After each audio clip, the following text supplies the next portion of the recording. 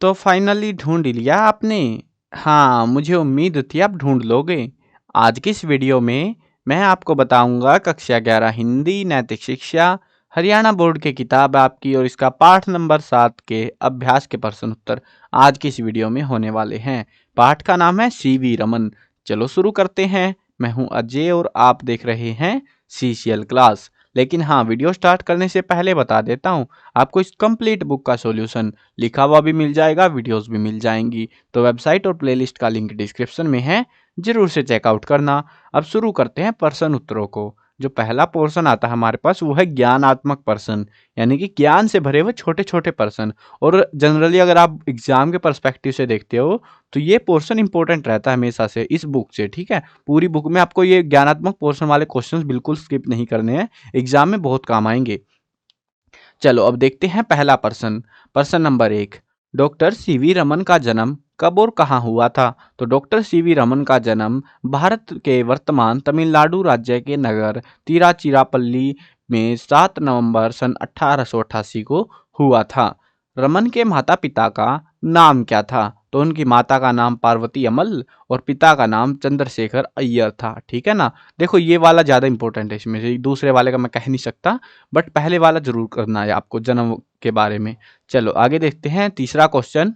रमन बाबू किस संस्था के उपसभापति थे? विज्ञान परिषद के। डॉक्टर रमन की प्रथम विदेश यात्रा कब और कहाँ हुई? ये भी इंपॉर्टेंट क्वेश्चन है इस चैप्टर से। तो डॉक्टर रमन अपनी पहले विदेश यात्रा के दौरान 1921 में लंदन गए। तो ये देखो इतना बड़ा क्वेश्चन याद करने के बजाय आप सीधा लिख सकते हो डायरेक्टली कि 1921 में लंदन। ठीक है ना, कब और कहाँ हुई है ना। तो ये दो चीजें, बस दो वर्ड याद रखने हैं। 1921 में हुआ था लंदन में, पहली विदेश यात्रा उनकी, पहली बार विदेश जाने का उनको मौका मिला था। डॉक्टर रमन के विशेष वैज्ञानिक आविष्कार का क्या नाम है? उसको हम कहते हैं रमन किरण, तो जो कि उन्होंने खोज निकाली थी। अगला जो पोर्शन है वो है हमारा भावात्मक, भावनाओं से भरे हुए हैं, थोड़े से बड़े क्वेश्चन आते हैं यहाँ से। तो देखते हैं यहाँ पे भी कैसे क्वेश्चन है। प्रश्न नंबर 6, सीवी रमन की विज्ञान में रुचि होने का क्या प्रभाव हुआ? यानी कि उनको विज्ञान में रुचि थी, मजा आता था, तो क्या उसका कोई फायदा मिला किसी को या नहीं मिला? तो रमन की विज्ञान में रुचि होने के कारण उन्होंने रमन किरण की खोज की। उनकी इस खोज के कारण राष्ट्रीय विज्ञान दिवस मनाया जाने लगा। उन्होंने रेटिना के में 3 रंगों की खोज की और साथ ही रेटिना को देखने के लिए ऑप्थेल्मोस्कोप नामक यंत्र भी बनाया।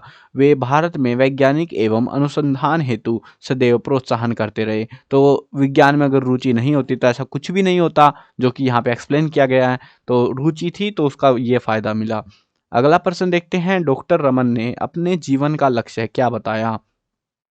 डॉक्टर रमन ने अपने जीवन का लक्ष्य केवल अपने कार्य के प्रति निष्ठा बताया, यानी कि जो काम उनको करना है वो बस उसी के लिए डेडिकेटेड हो जाते हैं। जैसे आपको पढ़ाई करनी है, आप पढ़ाई के लिए डेडिकेटेड हो जाओ, फालतू चीज़ों में क्यों पढ़ना, फालतू फंड में। वे विज्ञान का प्रयोग शांति कार्यों और जन कल्याण हेतु ही उचित समझते थे। वो लड़ाई दंगों से दूर रहने वाले बंदे थे।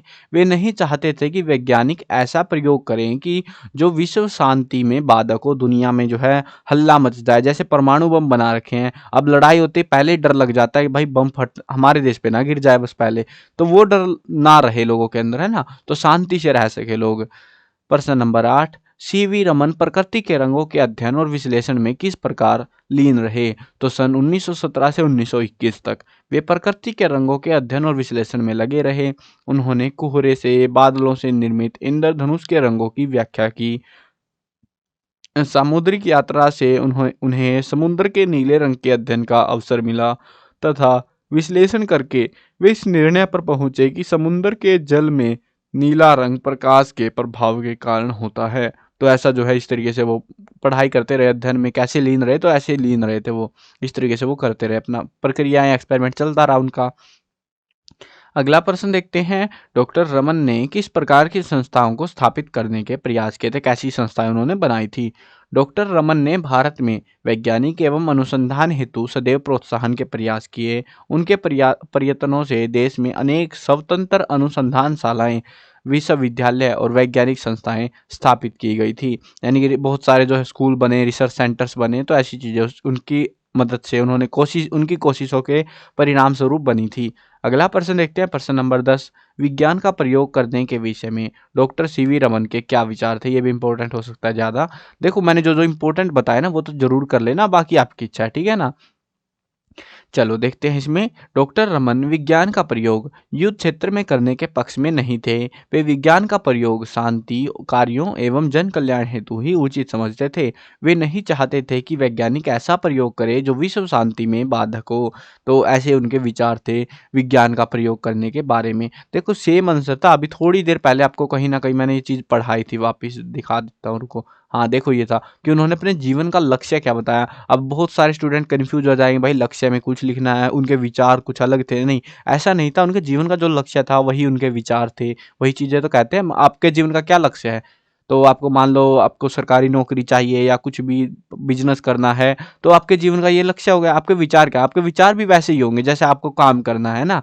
तो यही होता है, दोनों क्वेश्चन का आंसर बिल्कुल सेम टू सेम मिलेगा आपको, बट क्वेश्चन में कॉम्प्लेक्स कर सकते हैं, आपको कंफ्यूज करने के लिए अलग अलग दिखा सकते हैं कि हाँ आपको उत्तर इस हिसाब से लिखना पड़ेगा, बट सेम उत्तर है, पर्सन अलग अलग तरीके से पूछे गए हैं। तो ये चीज़ भी काफ़ी इंटरेस्टिंग रहती है, एग्जाम में ट्विक हो जाते हैं कई बार क्वेश्चन, तो वो जो है हमें पता लग जाता है। बाकी हाँ, वीडियो चैप्टर हमारा हो चुका है, ये टेक्सचुअल क्वेश्चंस वगैरह हो गए इस चैप्टर के, इतने ही थे। तो फिलहाल वीडियो ख़त्म करते हैं। और हाँ, इंपॉर्टेंट क्वेश्चन की वीडियो देख लेना, इस बुक की कंप्लीट बुक की एक वीडियो आएगी, प्लेलिस्ट के अंदर चेकआउट कर लेना। वो अगर प्रोवाइड करूँगा तो प्लेलिस्ट में मिल जाएगी आपको, ठीक है ना।